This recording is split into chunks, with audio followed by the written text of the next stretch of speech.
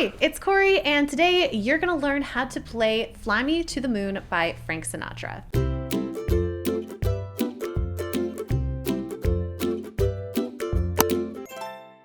So, full disclosure, I know everyone fears this chord, but we will be playing the E major chord today. Of course, if the E major chord ends up being too difficult for you, you could do the E7 chord. I'll show you how to play that as well. But we're looking at 7 chords in this song. You can sing this a lot of different ways. So while my goal here is kind of emulating the Frank Sinatra version, and you can play along with the Frank Sinatra version, so many people have covered this song. So whether you're a Frank Sinatra fan or, I don't know, you love Neon Genesis or something, and you want to play along to the ending credits, this tutorial will be perfect for you. So let's get started. The first chord we're going to be looking at for this song is going to be the A7 chord. Now this is a very important one because we're going to use it to add a lot of color to our song today. So to make this chord, you're taking your first finger and then you're just placing it on the 1st fret 3rd string. We're also going to be using an A minor 7 chord. So the great thing about this chord is that you don't have to do anything with your left hand. You are just strumming with an open chord. This chord is also known enharmonically as a C6 as well. So if you're more familiar with that spelling of it, it's a C6 as well. But I think a lot more people are more familiar with this A minor 7. We are also using a C major chord. That's going to be your 3rd finger placed on the 1st string, 3rd fret. We're also using a D major chord. That's going to start with your 1st finger placed on the 1st fret 2nd string, your 2nd finger is going on the 2nd fret 4th string, and then your 3rd finger is going on the 2nd fret 3rd string. And here it comes. This is the E major chord. There's a lot of different ways you can make an E major chord. If you're looking for 2 other ways other than the one I'm about to show you, you can check out my 3 ways to play E major video that I have, and I'll put that up in the cards.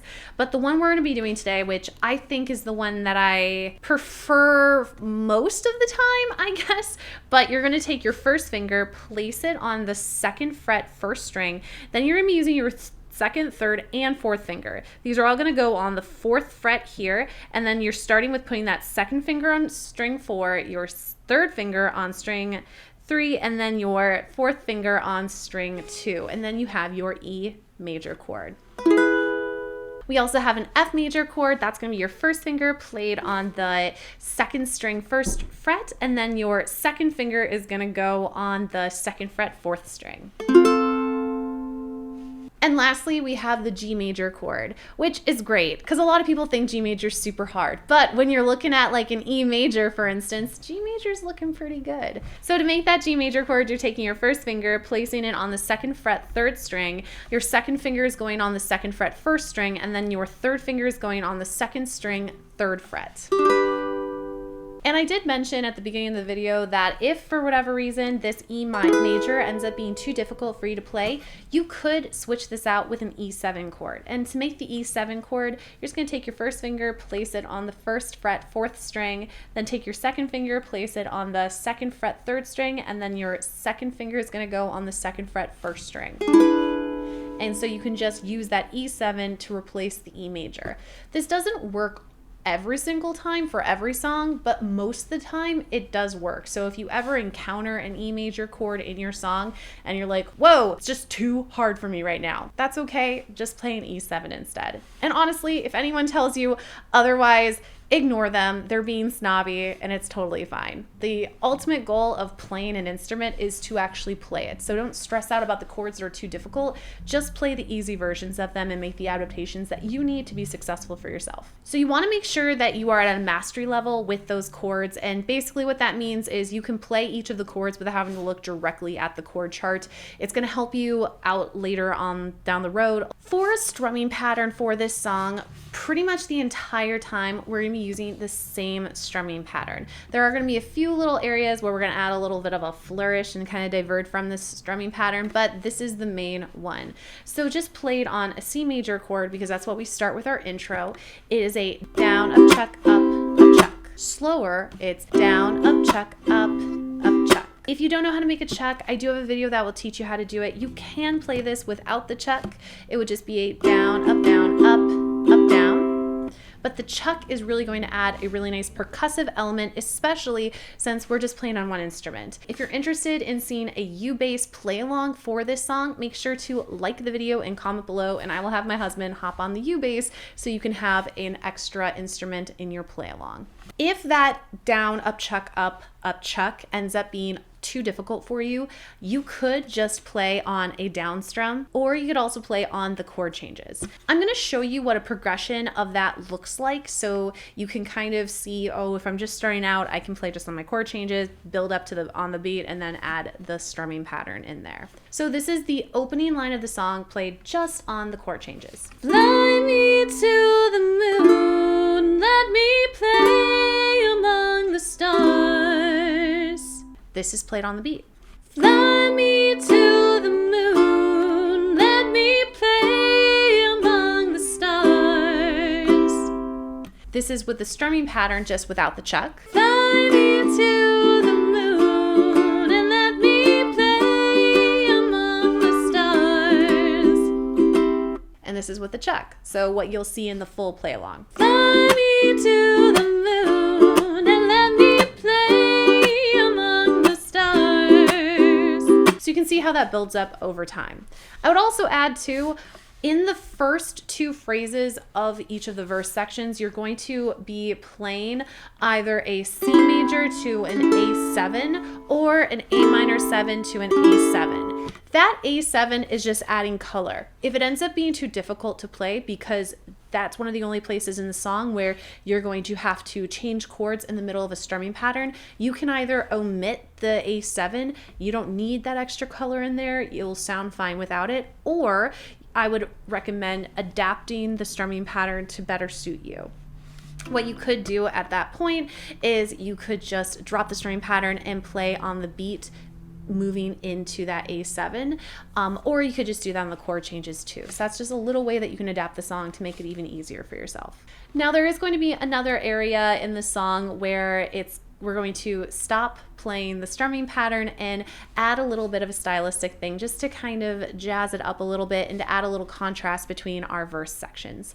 That's going to take place at the end of verse 1 and at the end of the interlude. What we're going to be doing is playing on an E major chord. So set yourself up on that E major. Make sure you have plenty of space between the neck of your ukulele and your hand.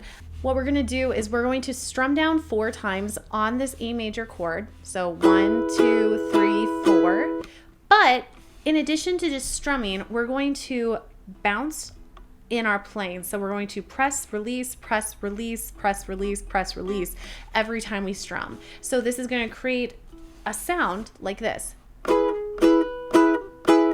So basically what happens here is every time you press and then lift up, you're sort of partially muting or stopping the vibration, and it kind of gives it this really cool little effect. I did this in my La Vie en Rose tutorial as well, and the play-alongs for that. So if you want to know more in depth of how to do that, I go more in depth in that tutorial, so check it out. I'll make sure to have it linked in the cards.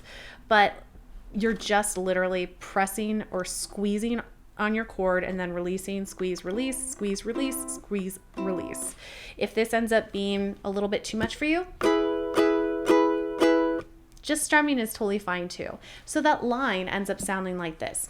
In other words, baby, kiss me.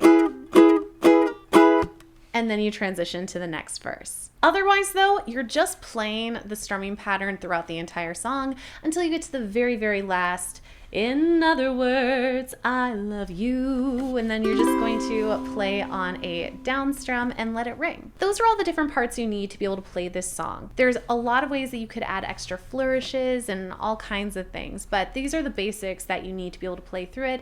But overall, it's a pretty faithful arrangement to the Frank Sinatra version. So I hope you enjoy it, and let's give it a play along. 1, 2, here we go. Fly me to the moon and let me play among the stars. Let me see what spring is like on Jupiter and Mars. In other words, hold my hand. In other words,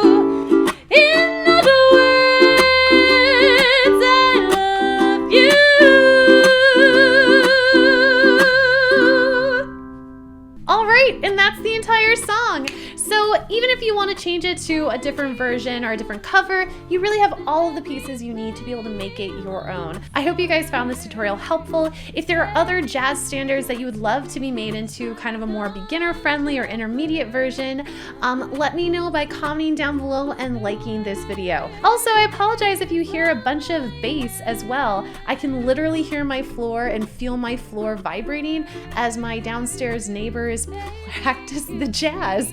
We live in an incredibly musical apartment, as it turns out. There are often full band rehearsals going on below us, and then also we live next to like a bagpiper. There is like other music teachers in the building too. It's a weird coincidence, but I hope you guys have a great day, and I will see you next time. Bye.